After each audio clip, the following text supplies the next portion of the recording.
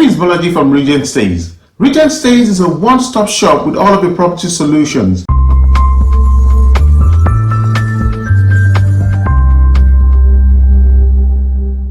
Have you ever wondered how mortgages work in the UK? Well, you're not alone. A mortgage is a type of loan specifically designed for buying property or land. It's a long-term commitment, usually spanning 2 to 3 decades, but it's the primary method by which most people in the UK can afford to buy a home. But let's take a step back for a moment. The term mortgage itself originates from a French term meaning death pledge. Sounds ominous, right? But don't worry, it's not as scary as it sounds. It simply refers to the pledge to pay the borrowed money until the agreement is dead or fully paid off. Mortgages are a fundamental part of the home buying experience, and understanding them is crucial for anyone considering taking that big step towards home ownership. This video is designed to demystify the mortgage process and provide you with the knowledge you need to navigate your home buying journey. Now that we know what a mortgage is, let's delve a little deeper. So, what are the different types of mortgages available in the UK? Well, let's dive right in. First on the list is the fixed rate mortgage. As the name suggests, this type of mortgage has interest rates that are, well, fixed for a set period of time, usually 2, 3 or 5 years. The interest rate on your mortgage won't change. This can be a great option if you like knowing exactly what your monthly repayments will be. But remember, fixed means fixed. If the Bank of England slashes rates, you won't benefit from the reduction. Next up, we have variable rate mortgages. These are a bit more, shall we say, unpredictable. The interest rate can change, usually in line with the Bank of England's base rate. This means your monthly repayments could go up or down. On the plus side, if rates fall, you could end up paying less. But if rates rise, so will your payments. Then we have tracker mortgages, a type of variable mortgage. These follow or track an external interest rate, usually the Bank of England's base rate, plus a set percentage. This means your mortgage rate and payments can go up or down. And now let's talk about commercial and residential mortgages. They are pretty much what they sound like. A residential mortgage is for properties you plan to live in, while a commercial mortgage is for properties you plan to use for business purposes. The main difference lies in the eligibility criteria and the repayment terms. In the end, the type of mortgage you choose depends on your individual circumstances, your financial situation, and how much risk you're willing to take on. Each type has its own pros and cons, and it's important to weigh these up carefully. And there you have it, a quick guide to the different types of mortgages available in the UK. Remember, this is just a broad overview. Each mortgage type can have different variations and terms, so it's always a good idea to do your homework or speak to a professional advisor. Understanding the type of mortgage that suits your needs is a crucial first step. Did you know the government has schemes to help you get a mortgage? Indeed, the UK government has put in place several initiatives to help people secure homes. One of the most popular schemes is the Help to Buy scheme. It's designed to assist first-time home buyers and those looking to move up the property ladder by providing an equity loan that covers a portion of the property's purchase price. This means you'll only need to secure a smaller mortgage from a bank or building society and put down a lower deposit. There's also the shared ownership scheme. This allows you to buy a share of a property and pay rent on the rest. It's a great option if you can't afford to buy a property outright. Remember, while these schemes can offer a helping hand, it's crucial to understand their terms and conditions.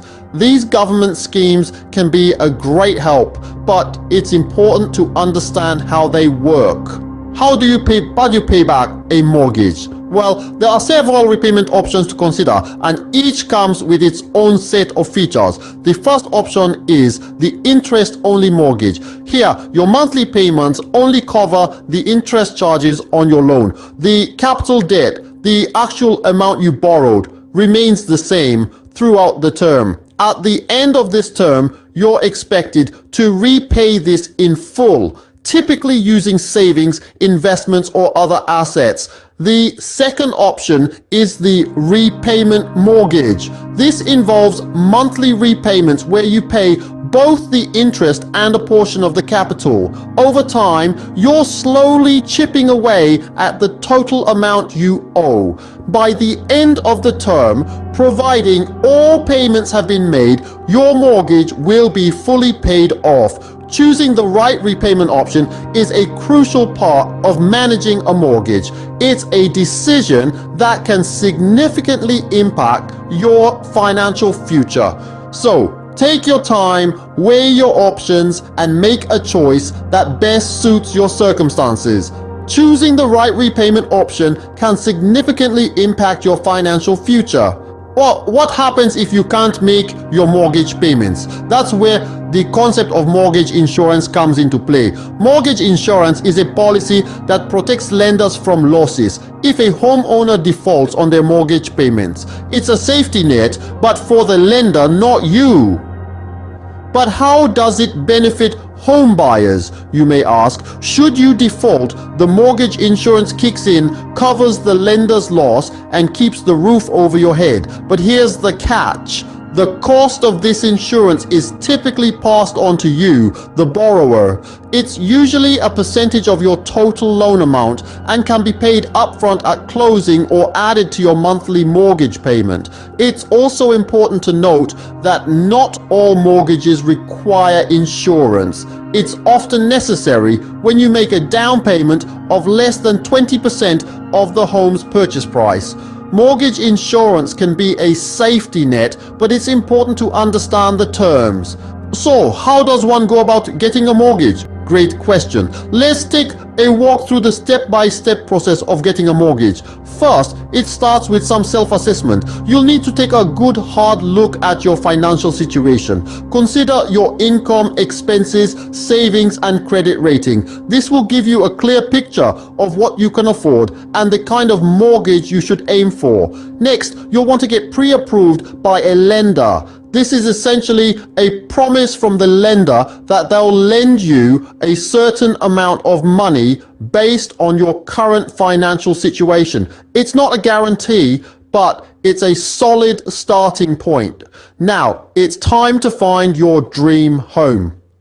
This is where a real estate agent can be a valuable ally, helping you find a property that fits your needs and your budget. Once you've found your perfect home, you'll make an offer. If it's accepted, you'll then apply for a mortgage. You'll need to provide the lender with documentation to confirm your financial situation, such as pay stubs, bank statements, and tax returns.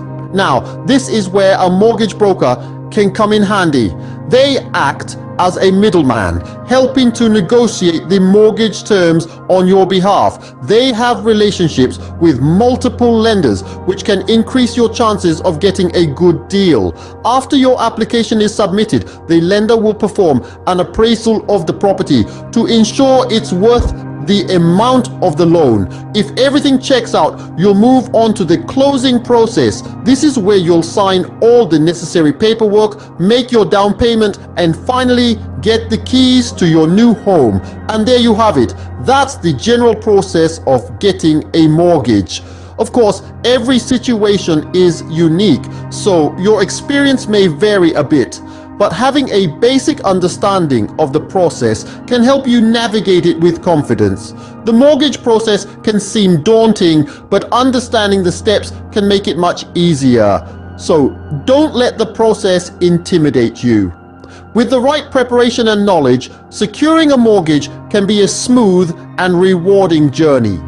Are there any hidden costs in getting a mortgage, you may ask? Well, when it comes to mortgages, it's not just about the interest rates and the monthly repayments. There are indeed various costs and fees that you need to be aware of, and that's what we're going to delve into now. First and foremost, there's the arrangement fee. This is charged by your lender to set up the mortgage. It can be a flat fee or a percentage of the loan amount. It's important to note that while some lenders may offer lower interest rates, they might offset this with a higher arrangement fee.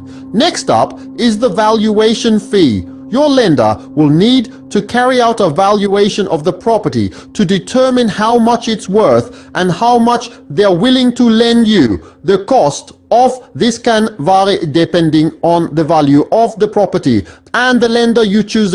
Some lenders may even offer free valuations as part of their mortgage deal. Then there are early repayment charges. If you decide to pay off your mortgage early, there could be a penalty.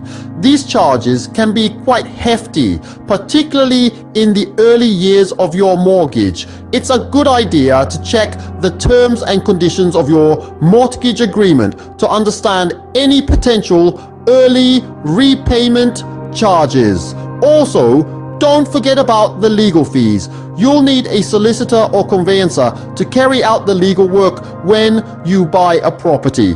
The cost can vary, so it's worth shopping around to find the best deal.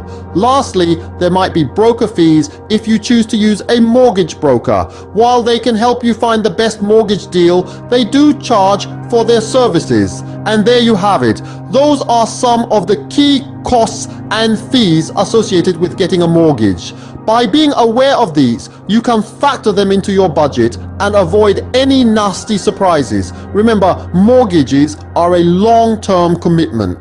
Being aware of the potential costs can help you plan your finances effectively. Don't just look at the headline rate, consider the overall cost of the mortgage over the term of the loan.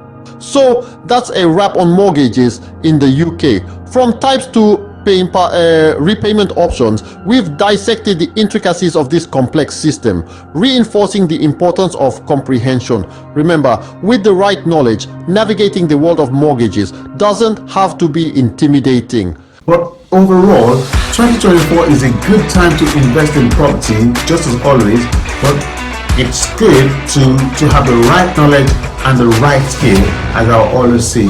See you soon.